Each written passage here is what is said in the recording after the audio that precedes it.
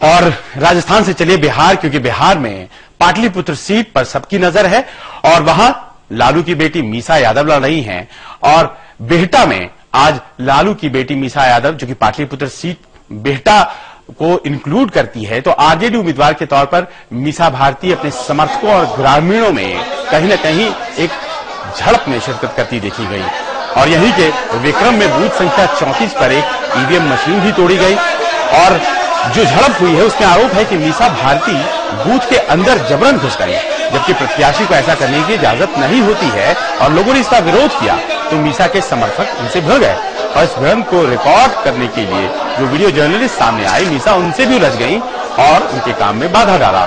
इसके बाद बूथ के जो पीठासीन अधिकारी थे उनकी शिकायत पर मीसा भारती और उनके खिलाफ एफआईआर दर्ज कर दिया गया है। पहली दफा मीसा भारती चुनाव लड़ रही हैं और तस्वीर देखिए किस तरह से नाराजगी में आकर कैमरे में उन्होंने हाथ लगाया और बूथ दर बूथ घूम घूम कर वो तय कर रही थी कि वोट उनके पक्ष में पड़ रहा है या नहीं पड़ रहा है।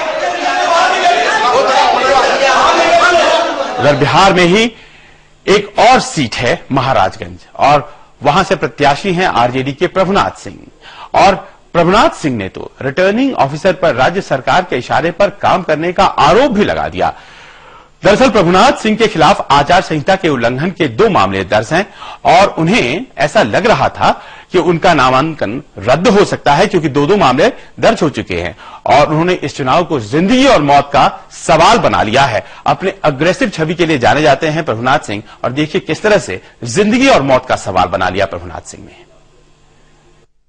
इस चुनाव को हम जिंदगी और मौत के रूप में लड़ेंगे। यदि हम मर जाएंगे तो वह कफन मेरे लिए काम आएगा, अगर दूसरा कोई मर जाएगा तो वह कफन उसी के ऊपर चढ़ा दिया जाएगा। हम इस चुनाव को जिंदगी और मौत के रूप में लड़ेंगे, हम पीछे नहीं हटेंगे क्योंकि हम ना नियम को तोड़ेंगे नहीं, ना नियम को तोड़ने वालों को हम स्वीकार करेंगे।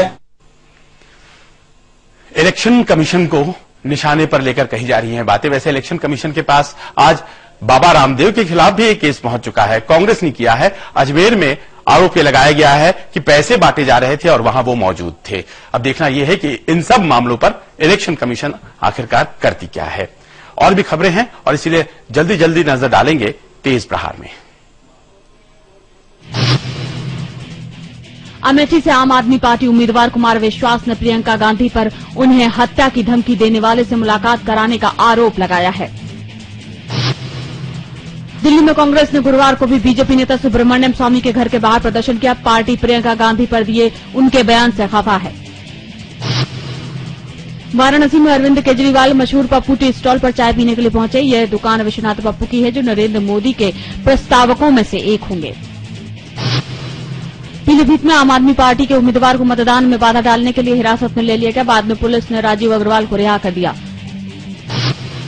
पुणे में एक बूथ पर ईवीएम मशीन में चौंकाने वाली गड़बड़ी सामने आई। यहां कमल का बटन दबाने पर वोट कांग्रेस के खाते में जाने की शिकायत मिली थी, जिसके चलते 1.5 घंटे मतदान रुका रहा।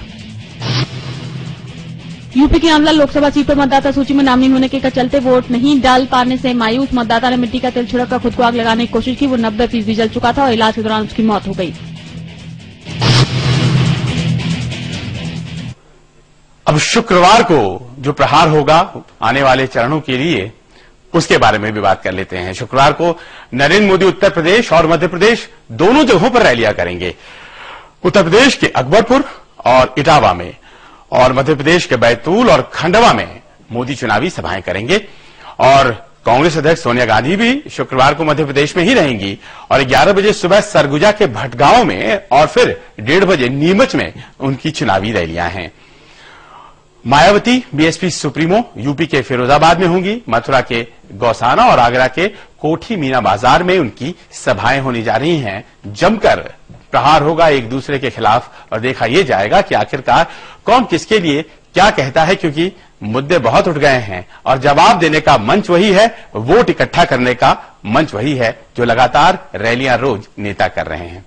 जाने का वक्त हो गया है, लेकिन अजय राय की बात करनी पड़ेगी। अजय राय ने पर्चा अपना दाखिल कर दिया है। वाराणसी से चुनौती दे रहे हैं अरविंद केजरीवाल को, चुनौती दे रहे हैं नरेंद्र मोदी को और कांग्रेस ने उन्हें उतारा है। जब पर्चा उन्होंने दाखिल किया तो कुछ जानकारियां सामने आती हैं और जानकारियों में आई है बात कि अजय राय के खिलाफ 9 क्रिमिनल केसेस हैं। 9 क्रिमिनल केसेस, जिसमें 2 मामले ऐसे हैं जो गैंगस्टर एक्ट के हैं।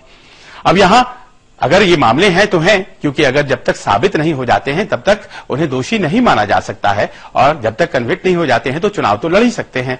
लेकिन देखिए, चुनाव जीतने की जरूरत कितनी होती है कि कांग्रेस हमेशा शुचिता की बात करती है और आम सर्कमस्टांसेस में शायद उन्हें टिकट नहीं देती, लेकिन यहां पर दे दिया गया है। 9 मामले हैं, 2 गैंगस्टर एक्ट के मामले हैं, फिर भी कांग्रेस का झंडा वाराणसी में उनके हाथ में होगा।